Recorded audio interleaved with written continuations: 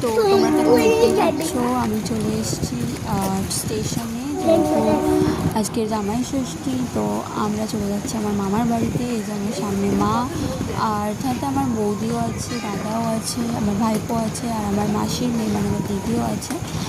তো বাকিটা আবার ওখানে গিয়ে দেখা যাবে। So let's see and please follow my channel.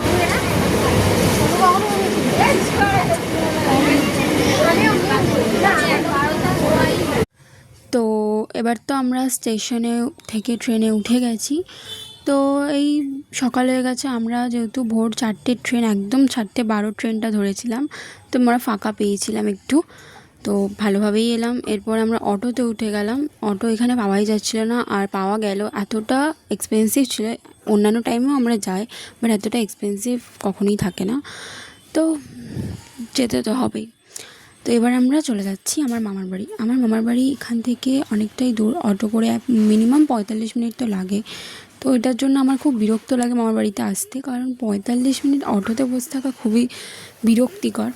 সে যাই হোক, এরপরে তো আমরা পৌঁছে গেলাম। এই যে আমার মামার বাড়ির রাস্তা, হেঁটে হেঁটে যাচ্ছি। অ্যাকচুয়ালি আমার মামার বাড়িটা তোমরা আগেও দেখেছো, আমি আগেও শেয়ার করেছি, একদম বাদার মাঝখানে ঘর। তো খুবই সুন্দর লাগে দেখতে, মানে ভিউটা খুব সুন্দর। এই যে আমার দিদি আমার ভাইপোর সাথে বকবক করতে করতে যাচ্ছে।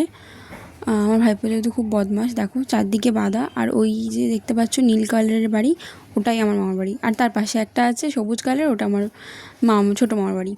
এই যে শুরু হয়ে গেছে জামাই ষষ্ঠীর তোড়জোড়, যেটার জন্য সবাই অপেক্ষা করে থাকে। আমি তো বেশি অপেক্ষা করে মামার বাড়ি যেতে পারি। তো ওই যে আমার দিদি বসে আছে, আর আমার মেসো আর বাবাকে জামাই ষষ্ঠী দিচ্ছে আমার দিদা। এটা খুবই মানে আনন্যাচারাল কিনা জানি না, মানে আমার কোনো বন্ধুদের মধ্যে এখনও কেউ জামাই ষষ্ঠী এখনও পর্যন্ত পালন করে বলে আমি জানি না, কিন্তু আমার দিদা এতটাই ভালো যে এখনও আমার বাবাদের বয়স হয়ে যাওয়ার পরও জামাই ষষ্ঠী পালন করছে। তার জন্য তো আমরা খুবই খুশি, হ্যাপি থাকি। আর আমার বাবারাও খুব মজা করে আসে, মাইশোরাও খুব মজা করে আসে, আমার দিদাও খুব মজা করে এই জামাই ষষ্ঠীটা করে। তো এই যে আমার বাবাকে তাপ দেওয়া হচ্ছে, কি আগুনের কি একটা দেয় সে আমি জানি না। তার আগে আশীর্বাদও করেছে। ও হ্যাঁ, এইবারে একটা মিস্টেক হয়ে গেছে আমার দিদার দ্বারা, সেটা হচ্ছে মালা ঘুমসি। এটা নাকি একটা রিচুয়ালসের মধ্যে একটা যে দিতেই হয়, তো ওইটা নাকি দেইনি। এই যে আমার ভাইপোর সাথে মজা করছে আমার মেসো, প্যান খুলে দিচ্ছে, তো আমার ভাইপো একটু রেগে মেগে মারতে যাচ্ছে আমার মেসোকে। এই যে এরপরে ফোঁটা দিল আমার দিদা। আর এই যে এখানে খাবার দাবার রাখা আছে, জামাই ষষ্ঠীর মেন যেটা খাবার সেটা হচ্ছে চিড়ে, ওটা হচ্ছে লাগবেই, এটা ম্যান্ডেটারি। তো এই যে চিড়ে, এই যে কিছু ফটোস ভালো করে তোলা হয়নি, বাট ঠিক আছে। অ্যান্ড এই তো ষষ্ঠী হয়ে যাওয়ার পরই আমরা খেতে বসে গিয়েছিলাম। এই যে আমার বৌদি এখানে ব্লগিং করছে, তো আমিও এখানে ব্লগিং করে নিলাম কিছুটা, এবারে ক্লিপ নিচ্ছিলাম। আর যেহেতু আমাদের ঘরে অনেকেই এসছে, তো সবার এক এক করে খাওয়াটা খুবই প্রয়োজন ছিল, নাহলে জায়গা হতো না। এই যে ফার্স্টে আমাকে এখানে ভাত দিয়ে দিল, ভাতের সাথে অনেক রকমের তরকারি ছিল। এই যে প্রথমে শাক ভাজা দিয়েছিল, চিংড়ি দিয়ে একটা তরকারির মতো ছিল, নেক্সট ছিল মাছের ঝাল, তারপরে থোড় ভাজা, আর তারপরে ছিল মাংস। তো আমি সব কিছু, ডালও ছিল। আমি সব কিছুর ক্লিপ আমার পাতে নিতে পারিনি, বাট আমি ফটো নিয়েছি। এই যে ওই বড় গামলাটা মাংস। তো এই যে দ্যাটস ইট। এটা হলো আমার প্লেট। আমার প্লেটে মাংসটা এখনও পড়েনি, আমি একটুখানি ফটো তুলেছি জাস্ট। এরপরে আমরা বিকেলবেলা বেরিয়ে গিয়েছিলাম ঘুরতে।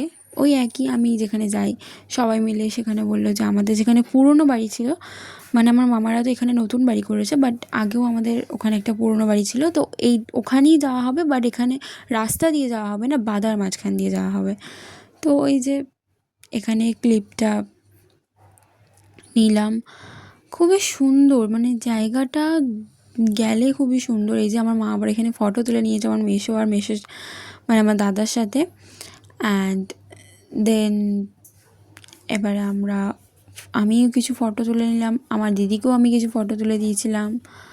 সব মিলিয়ে বেশ ভালোই কাটলো ব্যাপারটা। এখানে এই জাস্ট ভিউটা খুবই সুন্দর, মানে মোবাইলে ঠিক মতো বোঝা যাচ্ছে কিনা জানি না, কিন্তু ভিউটা খুবই সুন্দর। এরপরেই আমরা আমাদের মামাদের ছাদের ওপরে একটা শালিক পাখি হয়েছে, মানে বাচ্চা পেড়ে গিয়েছিল। তো ওই শালিক পাখির বাচ্চাটাকে আমরা পেড়ে একটুখানি আদর করছিলাম, আর মানে কত কিউট। এরপরে এটা হলো জামাষষ্ঠীর পরের দিনের ক্লিপ।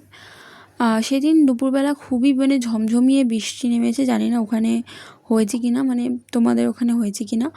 আমাদের এখানে তো মানে খুবই বৃষ্টি নেমেছে, দেখো জাস্ট ঝড়টা দেখো, ওয়াইন্ড এতটাই মানে ডিপ, মানে সব কিছু উড়ছে গাছপালা। এর কিছুক্ষণের মধ্যেই বৃষ্টি নেমে গিয়েছিল।